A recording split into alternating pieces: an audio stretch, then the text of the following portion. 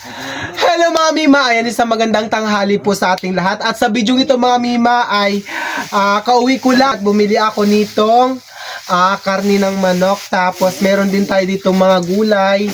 Ayan, upo, tapos okra, tapos pichay mga Mima. Ayan, ang gagawin kong luto dito mga Mima ay nilaga. Nilaga. Ayan mga Mima, oh. Hita ng manok at ito mga Mima, ang ginamit ko na pera dito pambili ay yung galing sa ating mga nagpapadala sa atin. Ayan mga Mima. 'Di ba? Salamat, maraming salamat po sa mga nagpapadala ng kanilang mga tulong. Ayan o mga Mima. Meron tayong pang-ulam ngayong tanghalian. 'Di ba? Gamit-gamit natin yung padala din sa atin to, bigay din sa atin na kutsilyo. Ayan. O, diba? At dahil marami kayong mga Mima, maliliit lang yung paghiwa natin dito, no?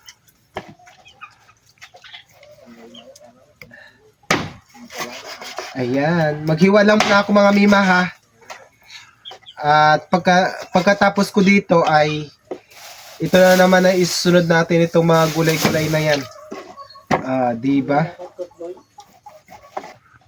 So ayan mga Mima, okay na yung ating manok at isusunod ko na agad itong mga gulay. Inuna ko lang itong upo. Ayan, diba? May mga nahiwa na din ako dito. Ayan. Pagpasensya yun na kung ganito ako maghiwa, baka may mag-ano naman dyan. Na hindi ganun dapat maghiwa. Eh, ganun. Ganun ako maghiwa. Pasensya nyo na. Kayo talaga. Anong paghiwa? Hindi ba talaga okay yung ano ko? May sipon na ako mga Mima. Sa ka-live ko to. May trangkaso na ako. Yan, ilagay natin dito.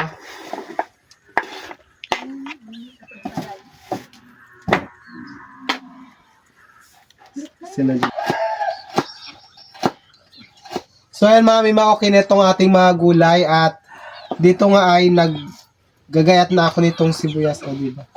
Ang daming sibuyas. Sibuyas na ginto. Ayan. Ito yung ating karni. Ito na yan, yung mga gulay-gulay natin na yan. Hindi ko na nabibidyohan kanina kasi marami kami dito. No, medyo maingay-ingay kami. Kaya ayan. Let's go na tayo sa paghuhugas ng nitong mga gulay-gulay natin. Ayan. Ba't ka nasama dyan? Okra ka talaga. Ayan, sige, bye-bye muna. So ayan mga Mima, okay na to lahat. Ito na yung ating mga kasangkapan at tayo nang magluluto. Ayan, ilalagay ko na muna itong ating karne dito sa kawali. Ayan, di ba? Ganito ako ganito ako magluto. Kung yung mga magulang ko pa yan, lahat-lahat na yan, ipagsabay-sabay na sa pagluluto. Aminin nyo sa mga sa mga lulot-lula ninyo, gano'n yan sila magluto. So, sa akin naman, medyo may mga babaguhin tayo sa pagluluto nila. Sa akin naman, ito ganun lang. Pagsabay-sabayin ko na muna ito lahat. Ayan, diba? Sa ligpit. At itong mga gulay-gulay natin, isusunod natin yan mga mamaya. Ilagay ko na ito. Lagyan natin ng tubig, ganun karami. Dahil marami kaming pamilya, kailangan maramihan. Lagyan natin ng pangpalasa. Asin. Diba? Tapos, ito na lang. Lagyan natin ng sinigang. Ayan, diba? Pangpaasin natin. Alam niyo mga Mima, sa tinagal-tagal kong nabubuhay sa mundo, ngayon lang ako nakaranas na makabili ng isang tay ng sinigang, magiging kumpleto yung kagamitan dito sa pagkusina sa pagluluto. Ngayon lang na nagbablog-vlog na ako. Never talaga namin to na na experience. Kaya maraming salamat talaga sa inyong lahat. 'Di ba? Ayan. Oh. Lagyan natin ng pampalasa. Oh. Huwag kayo dyan. Ubusin ko na to ha. Kayo talaga. Oh, isa lang natin. Ganun lang yan.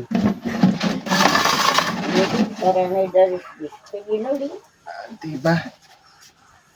Isasalang ko lang ito mga mami. Ilapit mo dito, Jo. Diba?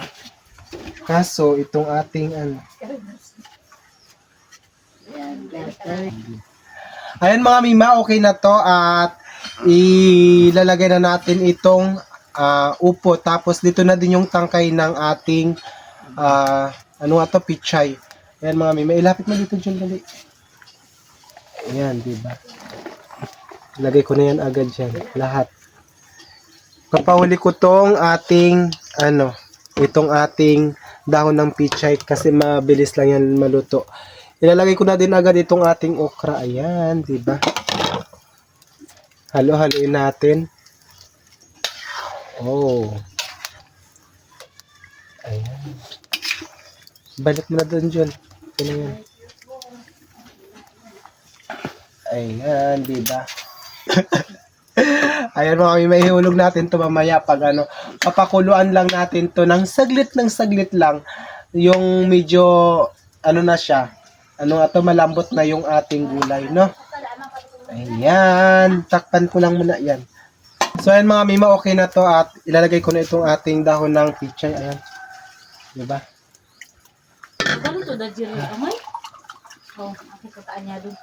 Ayan mga mima. So ayan mga mima, tapos na to. Hanggang dito na lang yung video ko na to kasi may mga dito sa amin, may mga dumating. Ayan, na kailangan nating i-entertain, no? Ayan.